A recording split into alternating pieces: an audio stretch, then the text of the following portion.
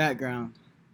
Shortly following the Manhattan Project, United States officials began to research on how they might be able to harness the vast power of nuclear fission. At first, the United States government wanted to take advantage of nuclear energy to power submarines.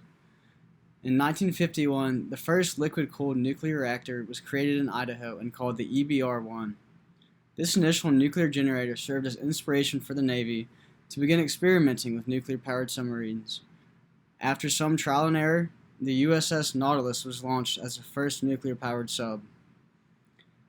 Subsequent to this, the Shippingport reactor was designed and built in 1957 after the submarine reactor and became the first publicly commercial reactor in the United States.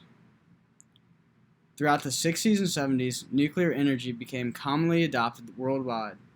Eventually, it accounted for about 20% of United States energy supply. However, after the Chernobyl accident in 1986, tighter regulations and increased costs slowed down the exponential growth of the nuclear power industry.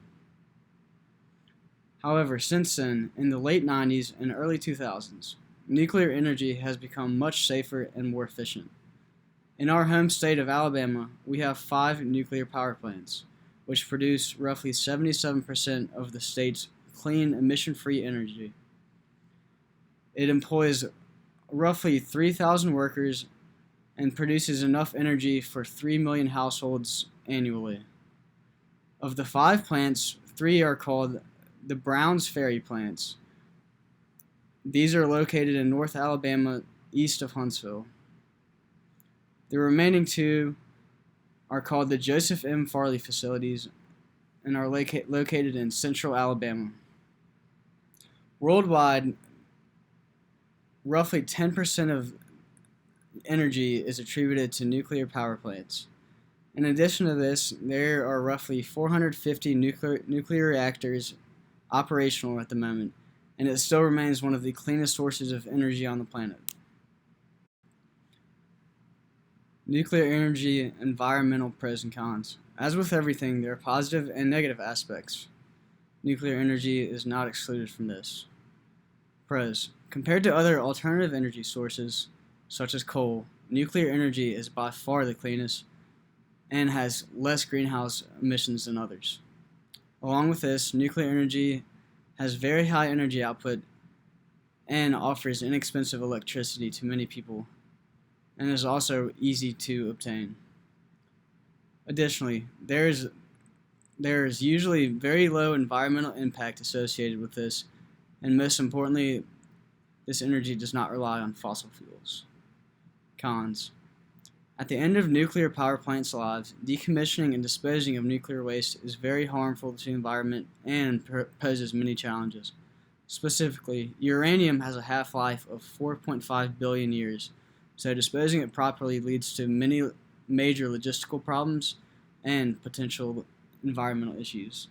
Additionally, there is always a threat of a meltdown in the reactor. A very famous example of this is Chernobyl. This led to many worldwide environmental issues such as agricultural runoff, pollution, acid rain, and many others. Nuclear energy is also not renewable due to uranium being a finite resource, so it will not last forever. We'll be talking about nuclear energy rates in the United States versus the usage of nuclear energy in countries other than the United States. As we can see in this chart, which was published in 2012, the United States is the #1 country with the leading usage of nuclear energy. Directly below it is France, and then all the way at the bottom is Sweden, and then there are a couple other European and Asian countries below it. But as you can tell, even though these countries have high amounts of nuclear energy usage per year, the United States is still the leading country that produces nuclear energy on average per year. In the United States, there are at least 29 states that have at least 1 nuclear reactor. Nuclear reactors are what produces energy and allows it to be converted into a form that we are able to use for things such as electricity and other things that I will get into a little bit later. Actually, since 2013, so a year after this chart was published, the number of nuclear reactors in the United States has been decreasing. And as of November 2019, 17 nuclear reactors around the United States have been shut down. While we have been making an efforts to lessen our number of reactors around the United States still remains the #1 leading country in terms of nuclear energy usage per year. In the United States, nuclear power plants are used on average more than other power plants because they are considered to be more cost efficient and more efficient in general when it comes to producing energy. So we use these more than other types of power plants such as coal and natural gas power plants. So you might be thinking, why nuclear energy? Why is nuclear energy something that the United States produces at an above average rate in comparison to other countries? Well, nuclear energy has multiple uses throughout the United States, and we need it in our everyday lives, and some of the reasons we don't even realize have nuclear energy in them. The main purpose of nuclear energy is to produce electricity that powers our buildings, homes, hospitals, etc. Nuclear energy also powers electric vehicles. It is used to assist with nuclear radiation, which is used to treat food and kill bacteria, insects, and parasites that are known to cause illnesses. It is used in consumer products that we might not even realize, like smoke detectors and photocopiers. It helps doctors diagnose and treat the sick, and it allows us to understand the depths of our ocean. One thing it also does is it propels the U.S. Navy around the world through the use of nuclear reactors. Nuclear energy is a relatively cost-efficient and clean source of energy, which is why we use it so much, and it helps us in a lot of different ways. In 2020, global nuclear power generation has fallen 3%.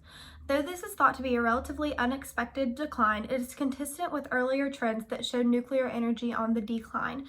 As I mentioned earlier in the PowerPoint, after 2013, the United States started to lessen its amount of nuclear reactors across the world, and though the decrease in nuclear energy as of 2020 is not a direct result of that, it is consistent with the trends proving that this rate is decreasing. Most of the reductions on nuclear energy were caused by lower energy demand. So because of the coronavirus and we are all at home, there hasn't been as much of a need to generate buildings and hospitals and places where people just aren't using energy anymore. So that is part of the reason why there has been a decline. And the European Union has the largest reduction in nuclear energy in 2020. So everybody in the European Union has suffered from the greatest amount of decrease in nuclear energy. And COVID-19 has actually slowed down the nuclear power construction. So, new technology and improvement. There are new technologies and improvements that are made for nuclear energy that are coming out every year in order to make this a more efficient and cost-effective process. One version of a new technology that is being made is called the SMR, which stands for Small Modular Reactor. And this is a smaller version of the conventional fission systems which are used in the nuclear reactive processes. And this promises to be a safer and cheaper alternative to what is being currently used. Another possibility is the molten salt reactor, which is a Generation 4 type of reactor. And this has the ability to cool itself down even if the system completely loses power. So this is another way in which it is more efficient than what is being used now. Another one is the VRT, which stands for Versatile Test Reactor, and this will be capable of performing irradiation testing on the nuclear power reactors.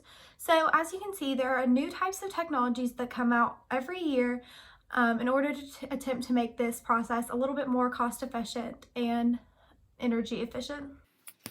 I was just reading a book actually about nuclear power, specifically legislation, taxation, and answering that one fateful question. Where'd all the nuclear power plants go? Why am I not riding a nuclear powered car? Well, why don't we try to answer that? Before we can talk about taxation, we need to talk about legislation. Famous founding fathers' words, they said those.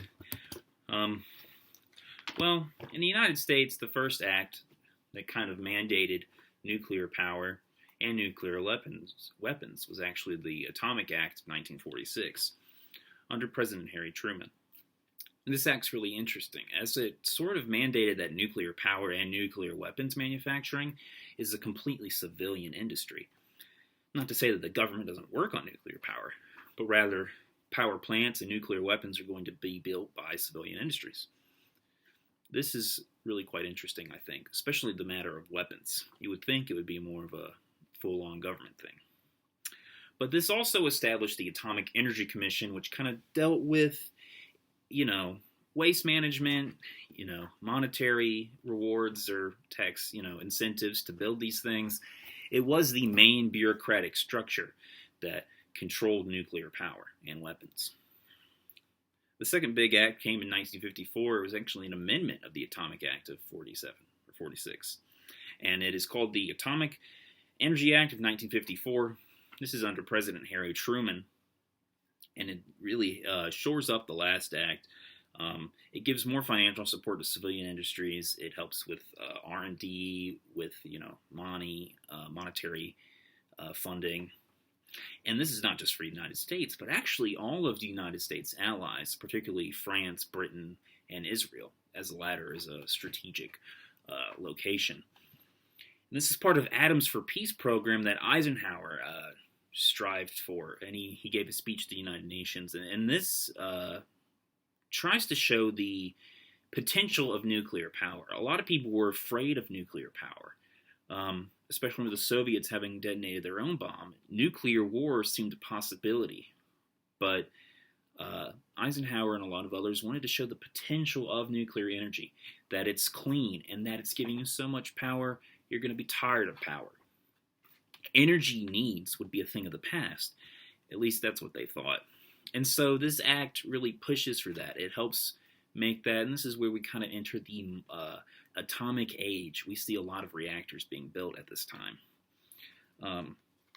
The United States government, even under this act, gave up some of the secrets they had kept about nuclear power just to kind of help push the industry further. But the modern day act that we really know of is the Energy Reorganization Act of 1974. This is the most extensive work of legislation in recent memory, actually. It kind of clears up some things. It really combines a lot of institutions. And so now you have the Nuclear Regulatory Commission under the U.S. Atomic Energy Commission. And it helps regulate and provide regulations for companies and helps streamline the safety measures, helps streamline the technology. It, makes things a lot easier to manage, really. And one of the big things is it also protects whistleblowers, which is interesting. So if you're working on nuclear power, you could run along and kind of talk about it, even if the company is like, that's a big no-no, because safety was number one priority.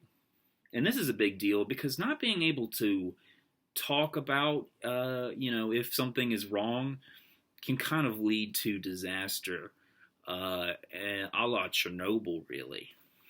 If you've seen the HBO series Chernobyl, you'll know what I'm talking about, or have just researched the real life thing. But all this legislation is well and good, but where is nuclear power? How come the only cooling towers I see are, on The Simpsons or in that big old coal power plant outside of Birmingham? Well, in 2007, under the Bush administration, nuclear tax cuts were given. $6 billion across all nuclear energy companies. But that actually kind of exposes a problem. It takes anywhere from $5 to $10 billion to build a modern day reactor. So $6 billion is a lot, but it's not enough. And here's the issue. What does nuclear power profess? It's clean, one, and it provides a lot of energy, two. Well, the thing is, on the cleanest aspect, hydroelectric, solar, and wind are becoming less expensive, and they're also just the cleanest we have, particularly solar and wind.